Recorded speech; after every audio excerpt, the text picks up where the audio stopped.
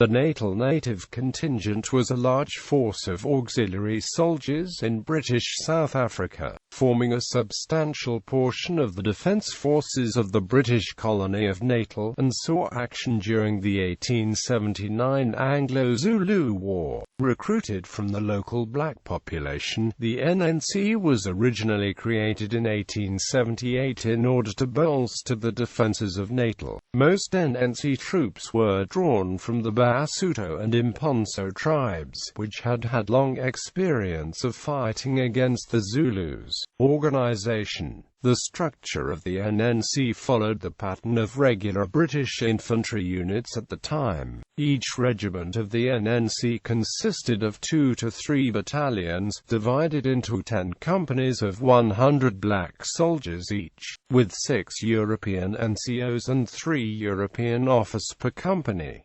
Units received standard British infantry training. Equipment. Due to budget constraints in South Africa, the British were unable to provide NNC troops with uniforms. Instead, soldiers wore the traditional tribal apparel with a red cloth bandana around the foreheads, the only item to distinguish them from Zulu warriors.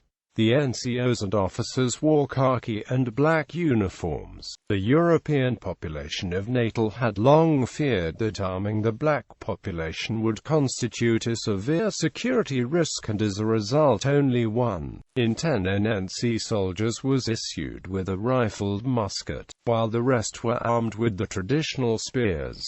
The officers and NCOs, about 90 men per battalion, carried rifles, ammunition and bayonets. In addition, those soldiers issued with a musket firearm were provided with only 4 rounds of ammunition at any one time. The bulk of the NNC fought with traditional African spears and shields, and only about 20% of the unit had some sort of gun. Effectiveness. At the beginning of the Anglo-Zulu War in January 1879, the NNC's commander, Colonel Anthony Durnford, frequently voiced his opinion that the NNC troops should be used as scouts for the advancing British Army. The similar appearance to Zulu warriors would confuse Zulu scouts. The NNC was, in his view, particularly well adapted to reconnaissance and light infantry roles, as NNC soldiers were generally in better physical condition than British regulars and were not encumbered with heavy equipment. Instead, the British commander of the invasion force, Lord Chelmsford, frequently assigned NNC troops to menial labouring tasks,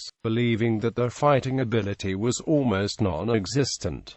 Battlefield performance was very uneven. At the Battle of Isandlwana, units of the NNC fought hard alongside the British Allies, and sustained heavy casualties. Many of the NNC were killed in fierce hand-to-hand fights while trying to retreat across the Buffalo River. At the Battle of Rorke's Drift, the NNC officers, NCOs and soldiers who possessed firearms were deployed along the barricade. The rest of the NNC, stripped of the command, armed only with spears, were posted outside the mealie bag and biscuit box barricade within the stone-walled cattle kraal. They broke and fled as soon as the Zulu force came into sight, some NCOs and Captain Stevenson joining them. A Swiss corporal of the contingent, Christian Ferdinand Chiest, remained and won the Victoria Cross for his gallantry in the ensuing battle. After Isandlwana and Rorke's Drift, British commanders in South Africa worried about the loyalty of their NNC detachments, and most were sent into Natal as static bodyguards. The NNC last saw action at Lobane, where a number of NNC troops were killed alongside small British force when ambushed by Zulu troops. After the war, the NNC was disbanded and the troops returned to civilian life.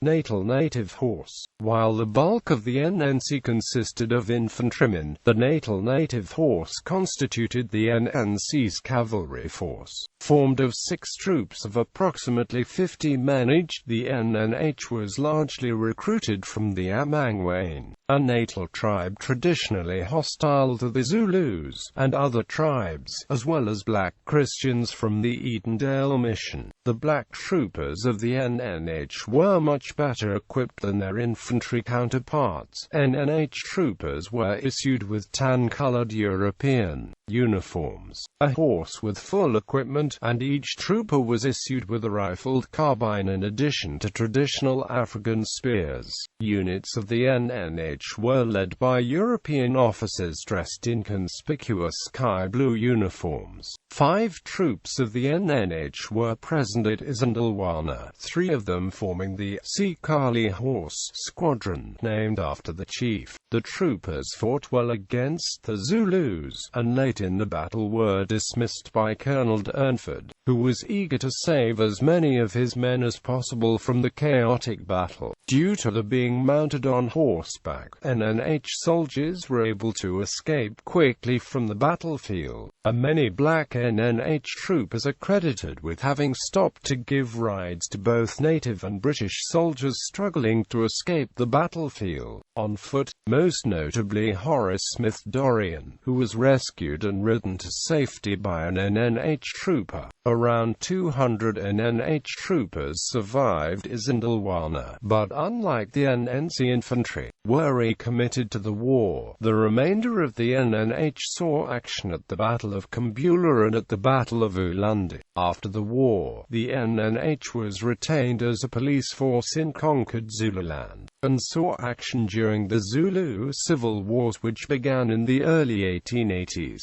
The NNH was finally disbanded during the 1899–1902 Second Anglo-Boer War, under a government initiative to disarm all black units in South Africa out of fear that they could side with the Boers. Bibliography. Thompson, Paul Singer, Black Soldiers of the Queen, The Natal Native Contingent in the Anglo-Zulu War, University of Alabama Press, 2006, ISBN 0817353682. Morris, Donald R. The Washing of the Spears, A History of the Rise of the Zulu Nation under Shaka and its Fall in the Zulu War of 1879. Dalton's Capo Press, 1998, ISBN 0306808668.